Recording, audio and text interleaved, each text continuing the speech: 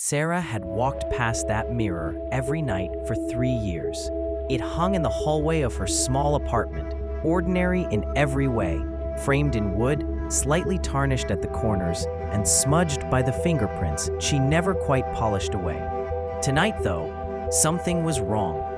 As she set her keys down and walked past, she caught it, the unmistakable flicker of movement. Her reflection hadn't followed her. She froze. Her pulse drummed in her ears as she turned back. The mirror's surface was still, except for her reflection, which stood half a step behind where she truly was. Its eyes, her own eyes, glimmered with something, knowing. And then it smiled, a slow, deliberate curve of lips. She hadn't moved. Sarah's throat tightened. Was it exhaustion, a trick of the light, or something else entirely?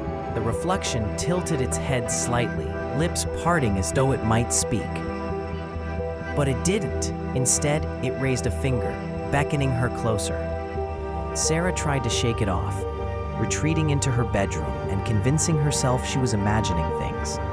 But sleep didn't come easy. In the dim glow of her bedside lamp, the mirror down the hall lingered in her thoughts, its grin etched behind her eyelids.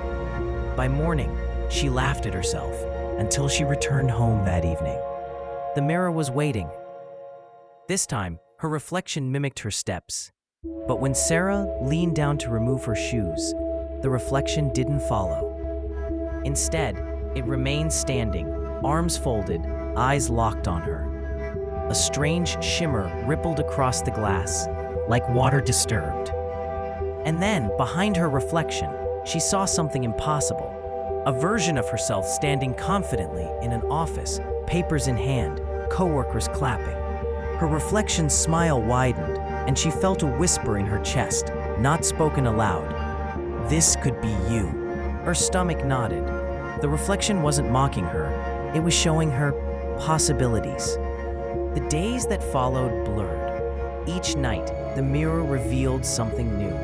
Sarah saw herself laughing with a friend she hadn't spoken to in years, rekindling a bond that had died in silence. She saw herself receiving flowers from someone faceless, warmth blooming in her chest. And always, the reflection smiled, urging her closer, as if to say, "Follow these steps, make these choices." Sarah began listening. She called her old friend, rehearsing the words in her head until her hand shook on the phone. To her surprise, the friend answered with tears, relieved to hear from her. The mirror didn't lie.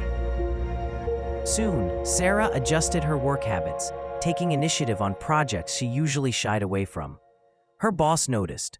The promotions, the admiration, the subtle shifts, it all lined up with what the mirror had shown her. But with every success, her reflection grew sharper, clearer. Its eyes gleamed brighter. Its movements felt heavier, as though its presence inside the glass was gaining weight. Sarah should have been happy. For the first time in years, her life was unfolding in ways she'd only dreamed. But the unease gnawed at her. Sometimes, late at night, she'd wake to find the mirror glowing faintly, her reflection already standing upright, watching her sleep. One night, after a particularly successful day at work, Sarah lingered in front of it. The reflection looked radiant, more alive than ever. But she noticed something chilling. The reflection wasn't simply copying her anymore. It was leading her. When she hesitated to smile, it smiled first, coaxing her lips to follow. Her chest tightened. Was she still making choices, or was the mirror making them for her? She remembered her grandmother's old warning from childhood about echoes in the glass, shadows that tempted lonely hearts with promises they shouldn't trust. Sarah had laughed back then, but now her grandmother's hushed words pressed at the edges of her mind like cold fingertips. The following evening, Sarah's reflection changed again. This time, it didn't show her triumphs. It showed her grandmother, frail and aged, sitting in a rocking chair. The old woman's lips moved soundlessly. Sarah leaned in, heart pounding. Then the sound came, not through the air, but through her bones, vibrating inside her skull.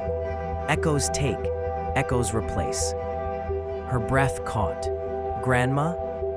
The reflection of her grandmother shook her head, eyes wide with urgency, before vanishing.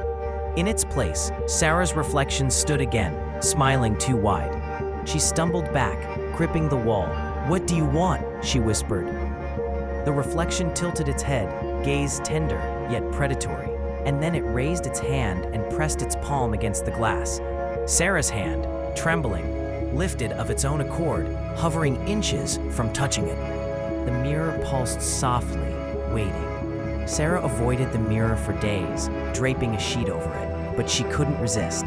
The pull gnawed at her, whispering of more happiness, more fulfillment. Finally, she tore the sheet away. Her reflection was waiting, stronger, sharper, almost independent now. "I can make it permanent," the whisper came, though no lips moved. Sarah shook her head violently. "Permanent? What do you mean?" The mirror rippled again. This time she saw herself standing in a golden-lit home, surrounded by friends, her hand entwined with someone's. Her reflection's voice surged louder in her mind. "Step through. Live this life. Leave your disappointments behind." Her knees weakened. Was this what she'd always wanted? Could happiness really be this close?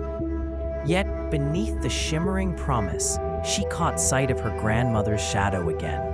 Her mouth moved silently. "Don't." Sarah pressed her hands to her ears, trembling. The choice pressed harder with every heartbeat. Sarah's days blurred with torment. Each choice became a battle, her reflection urging her toward the mirror, her grandmother's warning anchoring her in doubt. At work, when her boss praised her, she felt a rush of pride, only to see her reflection smirk knowingly, as if it had orchestrated the moment. At night, when she held the phone with her rekindled friend on the line, laughter echoing through the receiver, she glimpsed her reflection mouthing the words before she spoke them. The boundaries thinned. Sarah no longer knew which thoughts were hers and which were planted. The mirror wasn't just showing her a better life, it was rewriting her. One evening, she broke down, sobbing in front of the glass. "Why me? Why now?" Her reflection pressed its hand to the glass again, eyes glowing with a dark hunger. This time, the whisper was louder, sharper. "Because you're ready." Sarah's body felt heavy, as if pulled toward the mirror by invisible strings. She tried to resist, clinging to the memory of her grandmother's voice. Then came the final vision. The mirror showed her, older, radiant, successful, loved. She was surrounded by warmth she had never truly known. Her reflection extended its hand once more, not beckoning this time, but offering. Sarah's heart raced. Could it be so wrong to accept, to finally feel whole? She placed her trembling palm against the glass. The surface was no longer cold. It throbbed with warmth, alive, pulsing like a heartbeat. The reflection's lips moved. "Switch." Our grandmother's voice tore through her chest again, desperate, strained. Echoes take, echoes replace. But Sarah's tears blurred her vision. "Maybe that's worth it," she whispered.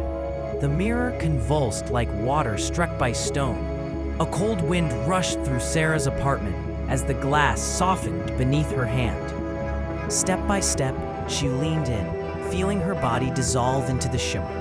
Her reflection reached forward, wrapping phantom fingers around hers, pulling. For a heartbeat, she resisted, but then she let go. The world inverted. Warmth flooded her veins, light pouring into her eyes. She stumbled onto soft carpet, surrounded by faces she recognized but had never seen so full of love. Her reflection was gone. She was here now. Her friends hugged her. They said she seemed different, stronger, happier. And she smiled, because wasn't that the point? But in the mirror across the room, another figure lingered, her old self, pounding silently against the glass. Its lips moved furiously. "This isn't better." Behind her trapped reflection, shadows coiled, rising like smoke, reaching with long, skeletal hands. Sarah avoided the mirrors after that. In her new life, she tried to drown the guilt with laughter, success, love, and yet she couldn't escape the truth. Every reflective surface became a threat. Windows, glass, even polished silver. Sometimes she swore she saw the faint outline of her old self, eyes wide with terror, shadows tightening around her. Her new friends didn't notice the way she flinched, the way she turned photos face down, the way she never lingered in bathrooms. They just thought she was adjusting. But late at night, alone, Sarah pressed her ear to the nearest mirror, listening, and she heard it, the faint scratching, the muffled cries, the echo of herself begging to be freed.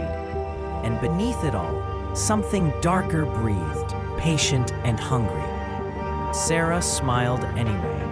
After all, wasn't this what she had wanted? And so, Sarah's story ends not with triumph, but with a chilling question.